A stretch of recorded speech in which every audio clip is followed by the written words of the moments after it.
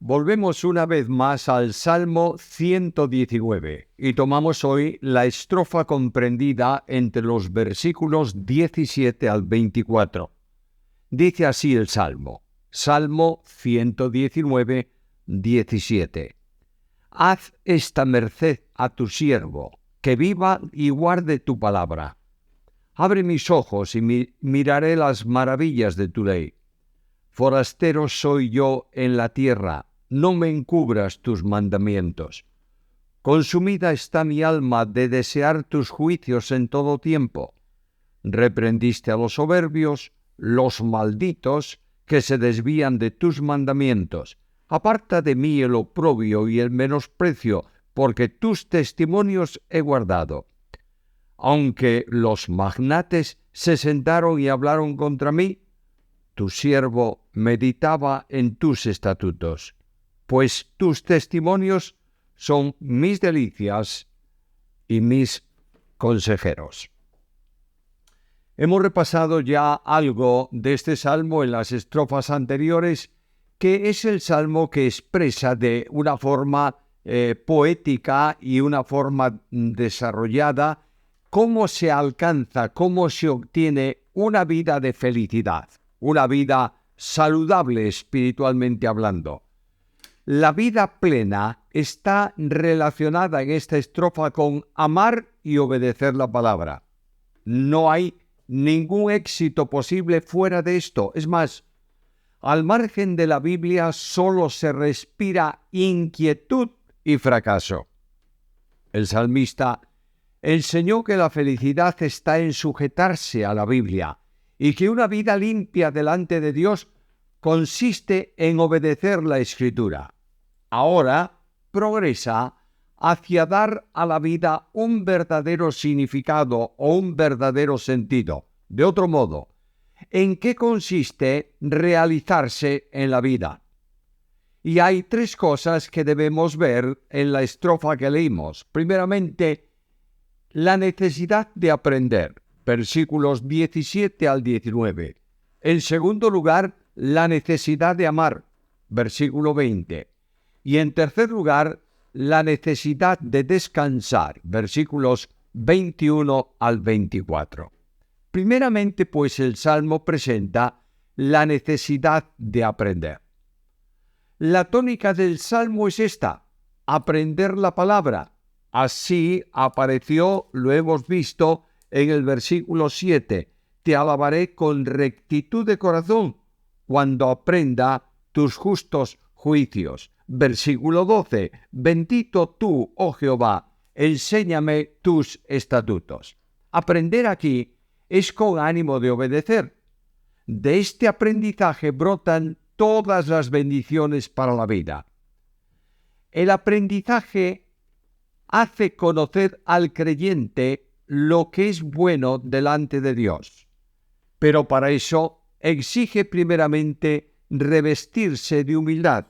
Versículo 17. Haz esta merced a tu siervo, que viva y guarde tu palabra. Nota el calificativo, es un siervo. Y para aprender hay que ser humilde. Cuando nos acercamos a la Biblia con otro espíritu, no alcanzamos a comprender el mensaje y el sentido del mensaje.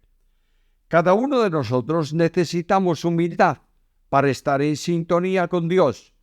Entre otros textos que podría seleccionar está aquel tan conocido de la Epístola de Santiago, capítulo 4, versículo 6, en donde se lee que Dios resiste al soberbio y da gracia al humilde.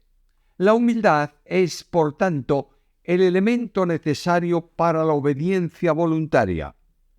El salmista pide la bondad de Dios hacia él. Haz bien a tu siervo, y pide que Dios le manifieste su gracia. Tenga su amor orientado hacia él. La petición tiene que ver con un corazón que manifieste su gracia especial. Tiene que ver también con un corazón que esté dispuesto a la obediencia. Por eso dice el texto, que viva obedeciendo tu palabra. Es la petición. Señor, que la razón de mi vida sea conocer tu palabra, pero sobre todo, no solo conocerla, sino obedecerla tal como tú lo indicas en ella. La desobediencia está ligada al corazón del hombre. La obediencia es sólo posible por el poder de Dios. Y habla el salmista de la necesidad de tener visión. Versículo 18. Abre mis ojos y miraré las maravillas de tu ley. Los hombres somos ciegos por naturaleza, hasta que el Espíritu abre nuestros ojos, ilumina nuestro interior. Así dice la Biblia, el hombre natural no percibe las cosas que son del Espíritu de Dios, porque para él son locura y no las puede entender, porque se han de discernir espiritualmente. Primera a Corintios capítulo 2, versículo 14. La única manera, por tanto, de comprender la palabra es que seamos enseñados por el Espíritu. Observa el versículo 12 de este mismo Salmo. Bendito tú, oh Jehová, enséñame tú tus estatutos. Las cosas de Dios deben verse con los ojos del Espíritu. Un ejemplo notable selecciono para ilustrar esto es el ejemplo del siervo de Eliseo. Lo puedes leer en Segundo Libro de Reyes, capítulo 6, versículo 17. Él no veía más que los ejércitos enemigos. Dios abrió los ojos del siervo del profeta y vio desplegados sobre los montes los ejércitos celestiales. No solo vio, fue capaz de discernir. Podemos leer toda la Biblia, pero para entender su mensaje necesitamos tener los ojos abiertos. Por eso, la petición del salmista. Lamentablemente hay creyentes miopes, la Biblia habla de ellos. Escucha lo que dice: el que no tiene estas cosas claras tiene la vista muy corta. Segunda carta de Pedro, capítulo 1, versículo 19. Una pregunta surge de esta primera reflexión. ¿Estamos orando a Dios y pidiendo visión? También en esta estrofa está la necesidad de discernimiento. Versículo 19. Yo soy forastero en la tierra, no me encubras tus mandamientos. Y hay aquí una perfecta cadena. Señor, dame humildad para obedecerte como siervo. Señor, dame visión para entender lo que tú quieres para mí. En tercer lugar, hazme comprender que soy un peregrino en este mundo. El creyente es un peregrino. Así dice la Escritura. Amados, yo os ruego como extranjeros y peregrinos. Carta primera de Pedro, capítulo 2 y versículo 11. Hemos sido rescatados del mundo para Dios por la obra de Cristo. Y ese texto de la carta a los Colosenses, capítulo 1, versículo 13, expresa esa verdad de una forma concreta, concisa, pero perfecta. Hemos sido librados del poder de las tinieblas y trasladados al reino de su amado Hijo. Por tanto, el mundo deja de ser el hogar nuestro para convertirse simplemente en un camino de tránsito. Cristo, hablando al Padre en su oración, capítulo 17 de Juan, en el versículo 11:6, dice: estos que tú me has dado eran pasado del mundo, pero ahora, Juan 17:16, ya no son del mundo, como tampoco yo soy del mundo. Todo creyente se debe considerar como un peregrino. Y cuando abro la carta a los Hebreos y leo ese capítulo 11, lo que se llama la lista de héroes de la fe, encuentro estas palabras: conforme a la fe, murieron todos estos sin haber recibido lo prometido, sino mirándolo de lejos y creyéndolo, y saludándolo y confesando que eran extranjeros y peregrinos sobre la tierra. Hebreos capítulo 11 y versículo 13. Quien conoce realmente su ciudadanía celestial, ajustará su vida a las demandas celestiales contenidas en la palabra. Nota la segunda parte de ese versículo 19. No me encubras tus mandamientos. Necesito conocer lo que tú quieres, porque eres Dios, porque tus mandamientos proceden de ti y son mandamientos eternos. Y ella, dice el salmista, es mi todo en un mundo que no tiene nada que ver conmigo. Lo podríamos decir nosotros también. ¿Sentimos realmente nuestra condición de peregrinos? El desafío de la primera estrofa puede expresarse con esta pregunta: ¿soy yo un peregrino y siento que lo soy? En segundo lugar, la estrofa del Salmo presenta la necesidad de amar. Y hay una expresión admirable en ese versículo 20. Consumida está mi alma de desear tus juicios en todo tiempo. El salmista expresa una actitud íntima suya, que es la actitud de todo creyente. Una actitud entroncada en el alma. La primera parte del versículo lo expresa claramente: consumida está mi alma de desear. Es la parte espiritual del creyente que está poseída por el hambre de la palabra. El alma aquí equivale a todo lo que es la esencia de la persona, es decir, la razón de la vida. Mi razón especial de vida es amar tu palabra. Y la evidencia de la vida es la de un niño en su deseo por comer. Así también, el deseo de un creyente genuino concuerda con el del apóstol Pedro. Desead, como niños recién nacidos, la leche espiritual no adulterada, para que por ella crezcáis para salvación. Carta primera de Pedro, capítulo 2 y versículo 2. Es la porción del alma que dice: ¿a quién tengo yo en los cielos sino a ti? Y fuera de ti nada deseo en la tierra. Salmo 73, 25. La expresión de los profetas es semejante: con mi alma te he deseado en la noche, y en tanto que me dure el espíritu dentro de mí, madrugaré para buscarte. Isaías capítulo 26, primera parte del versículo 9. Bien podemos decir, como dice el salmista: como el ciervo brama por las corrientes de las aguas, así clama por ti, oh Dios, el alma mía. Salmo 42, 1. La consecuencia la tienes en la segunda parte de ese versículo 20.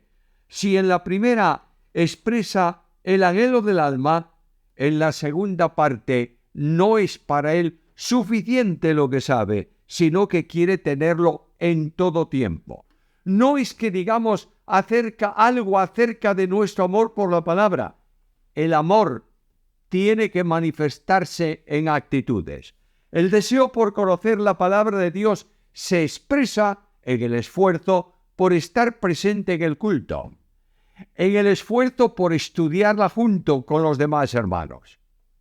Cuando deseamos la palabra en todo tiempo, la única forma de sacar todo el partido a la vida es ajustarla a las demandas de Dios en su palabra. Por eso necesito estar cerca de ella en toda ocasión. Necesitamos un anhelo profundo, capaz de quebrantar el alma para buscar la palabra de Dios y aprenderla, conocerla, meditarla y obedecerla. La estrofa concluye con una experiencia de descanso. Ahí está la realidad de una vida que descansa plenamente en la palabra y se manifiesta en actitudes concretas.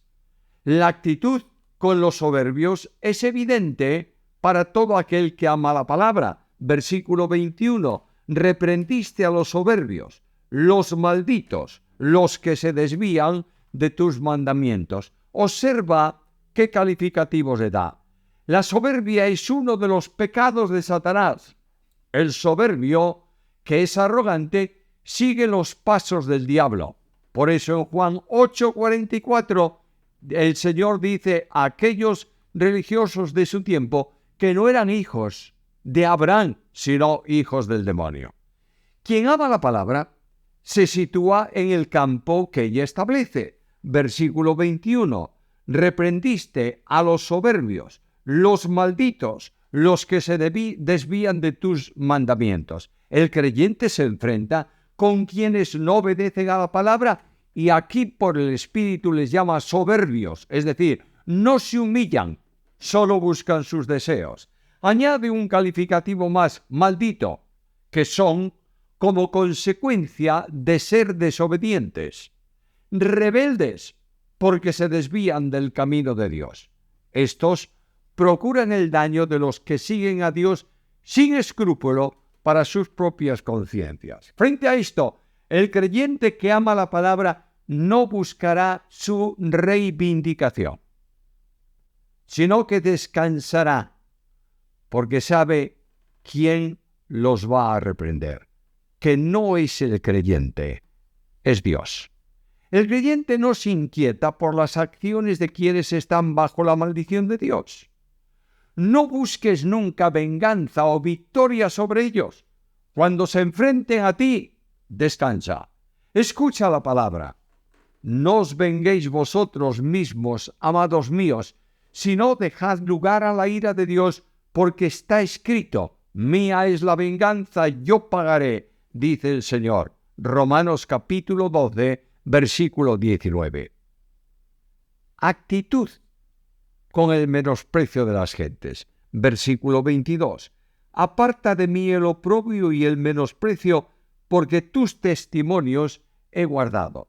Cuando somos atacados injustamente, cuando sufrimos dolor, cuando hay oprobio, cuando hay menosprecio, cuando el soberbio ataca, lo hace siempre para desprestigiar.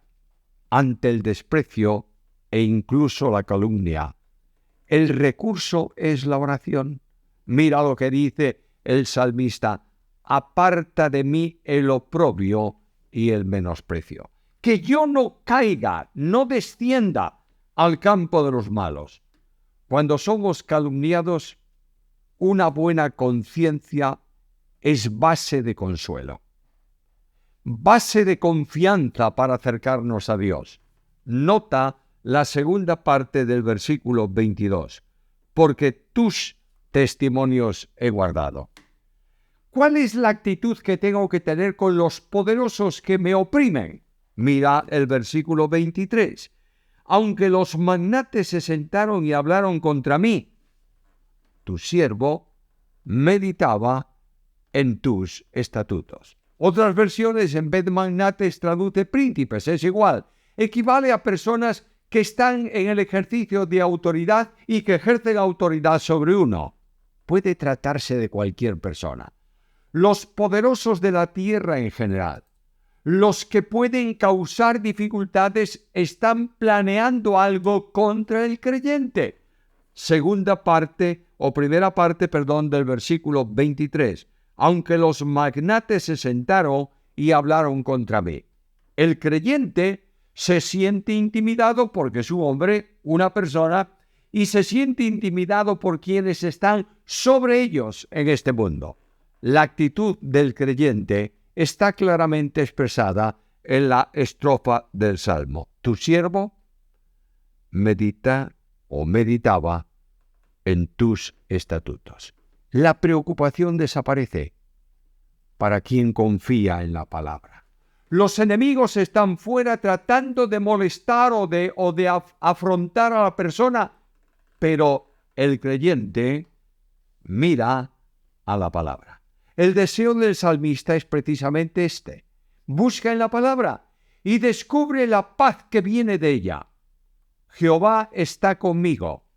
No temeré lo que me pueda hacer el hombre. Jehová está conmigo entre los que me ayudan. Por tanto, yo desdeño a los que me aborrecen. Salmo 118, versículos 6 y 7.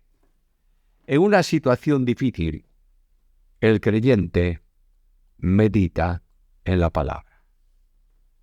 ¿Qué estamos haciendo en las dificultades? La actitud frente a los problemas cierra la estrofa del Salmo, versículo 24. Pues tus testimonios son mis delicias y mis consejeros.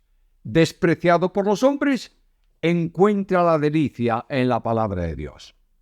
Los hombres desprestigian y calumnian, pero Dios consuela. Cuando tenemos un problema, buscamos un consejo. Nuestra sociedad se aleja de la Biblia, por eso abundan tanto los consejeros. Crisis en la enseñanza, en el púlpito.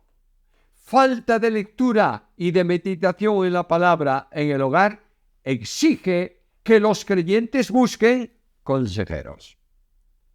Consejeros para los niños en el colegio. Consejeros para los matrimonios que se quiebran. Consejeros para los negocios e intereses de la Biblia. La vida tiene respuesta en la Biblia. Todos los problemas del hombre encuentran solución en la palabra. La autoridad de la palabra es manifiesta porque es el único consejero que puede decir, así dice el Señor.